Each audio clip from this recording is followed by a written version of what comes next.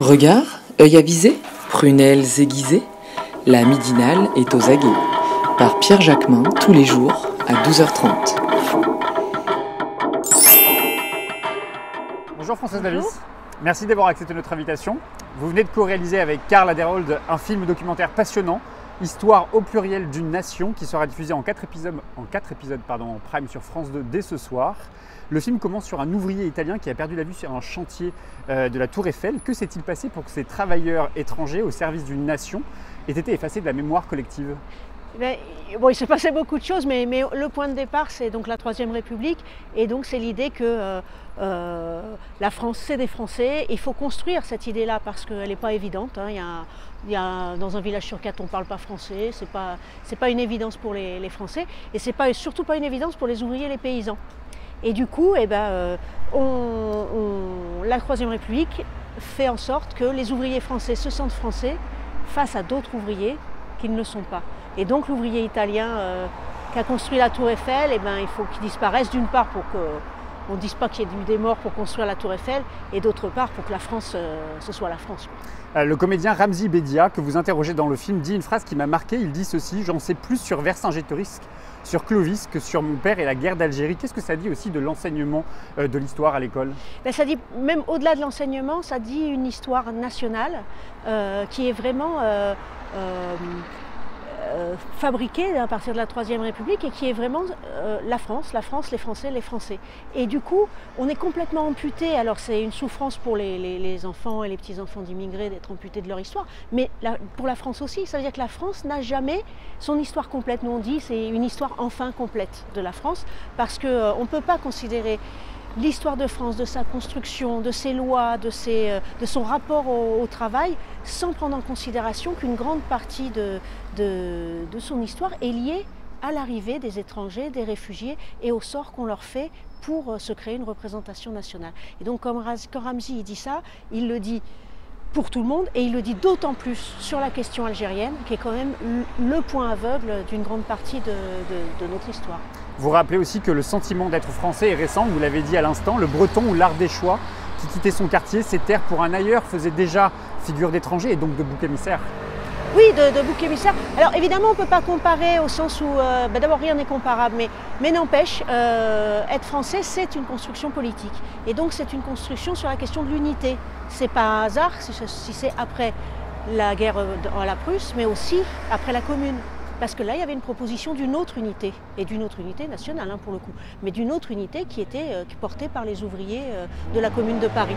Donc il y avait une nécessité, on en pense qu'on en veut, de créer une unité, et cette unité, ça a été sur la France, et donc il a fallu fabriquer des Français, à tel point que les politiques, pendant très longtemps, ont considéré qu'on pouvait fabriquer des Français avec n'importe qui, que l'important c'était la démographie, la question militaire, etc., et que faire des paysans des Français, ou de faire d'un Italien, ou de faire de n'importe qui un Français, ça se posait de la même manière, d'où le modèle français, on fabrique des Français avec n'importe qui. Alors le film va être diffusé dans une actualité bouillonnante, c'est aussi une réponse aux propos d'Éric Zemmour. Absatoussi, son prénom est une insulte à la France, a-t-il lancé votre film? C'est aussi une réponse à cette France qui s'est construite par ses étrangers. Vous citez Pablo Picasso, Rachita, Salvador Dali, Luis Miro, Buñuel, Ernest Hemingway.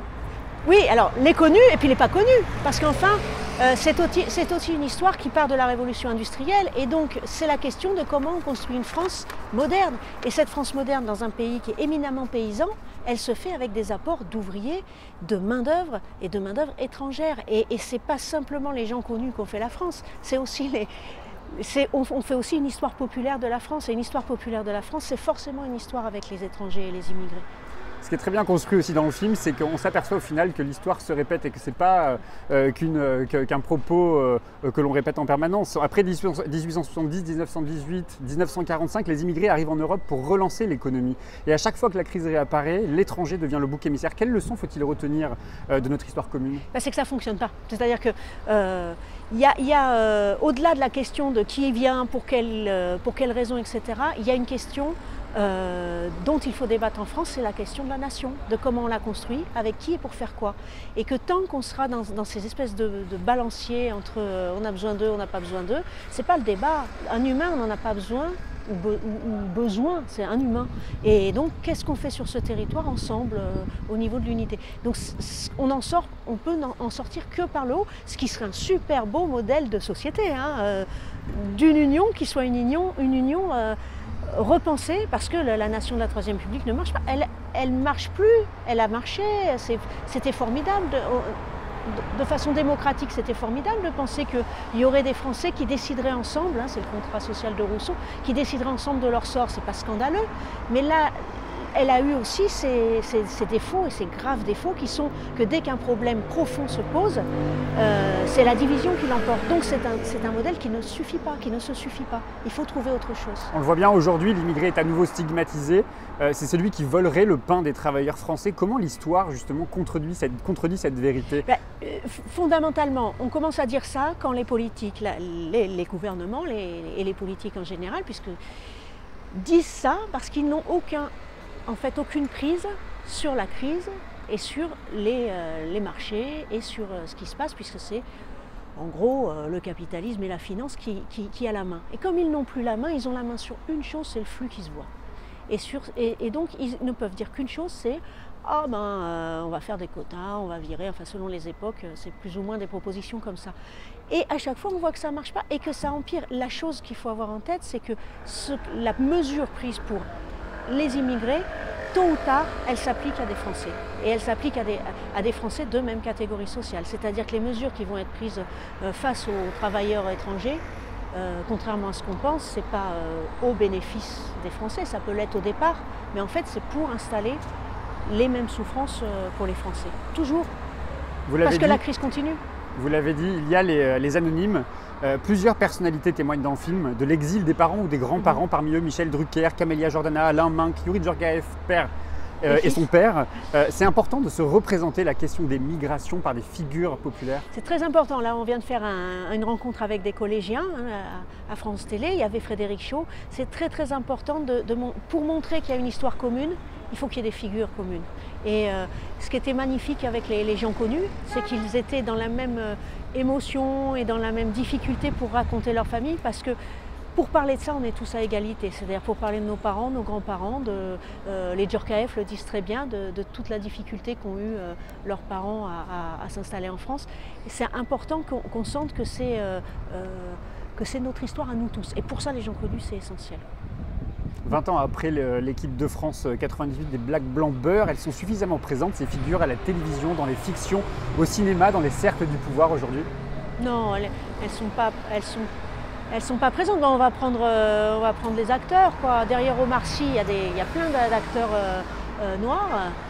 Ils ne sont pas connus, ils ont toujours le même rôle. Enfin, c'est le livre qu'ont fait les actrices noires pour dire « je ne suis pas que noire ».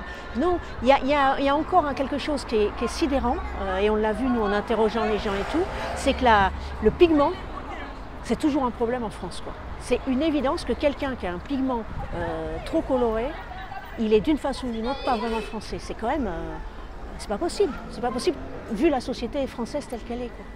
J'ai une dernière question, Françoise Davis. Il ressort à un moment donné dans le reportage, enfin dans le film documentaire, une citation d'Antoine de Saint-Exupéry qui disait « Un enfant que l'on renvoie, c'est Mozart que l'on assassine ». Que vous inspire la politique migratoire de l'État français, s'agissant notamment des mineurs étrangers que l'on enferme? Moi, en plus, j'ai fait les petits déjeuners je suis à Saint-Denis, donc j'ai fait les petits déjeuners à Porte de la Chapelle. Ça m'a marqué comme les mineurs étrangers qu'on enferme, mais aussi les jeunes migrants qui arrivent. Ils sont très jeunes, les migrants. S'ils ne nous arrivent pas, ils meurent avant. C'est des gens qui viennent avec, de la même manière que tous les gens qu'on a interrogés, avec un espoir, une envie incroyable. Ces gens sont dans la rue, ils sont tabassés, ils sont confisqués de leurs affaires. Combien de temps il faut pour qu'ils deviennent des gens dégradés de la rue, quoi. Ça, c'est des Mozart qu'on assassine, mais à la pelle. Et donc les gamins, enfin c'est tous des gamins, ceux qui arrivent en gros, quoi. Donc c'est vraiment insupportable, et c'est vraiment ce qu'on est en train de fabriquer. C'est des espèces de bombes, qu'on fabrique, quoi. C'est même pas seulement Mozart qu'on assassine, c'est des bombes qu'on fabrique. Merci beaucoup Françoise Davis. Je le rappelle, vous co-réalisez avec Karl Aderold ce film documentaire qui est passionnant, très utile, il devrait enseigner à l'école. Histoire au pluriel. Et puis en plus c'est pas chiant, hein. C'est important. C'est pas chiant du tout, c'est très pédagogique. On y apprend plein de choses et surtout ça nous ramène à une mémoire que l'on a ignorée et que l'on ignore encore. C'est diffusé ce soir en prime time sur France 2 et les 2 deux octobre. autres épisodes seront diffusés la semaine prochaine. Le 2 octobre, voilà. Merci beaucoup. Merci.